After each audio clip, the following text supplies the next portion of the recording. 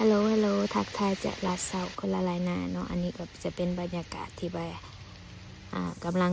ดีบ่ค่อยหนาวปานใดลาดเซาคนละลายนาก็จะมีภูเขาแล้วก็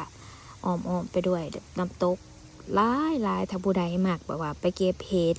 แล้วก็ย่างป่าก็จะเป็น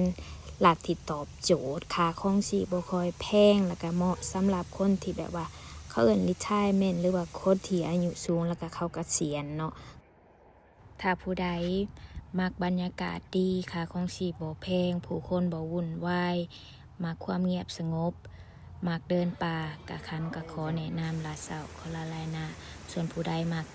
ย่างกะติดตามช่องคันข้าวครัวได้เด้อคันจะพาไปย่างป่าเก็บเห็ดแล้วกับไปย่างเบิง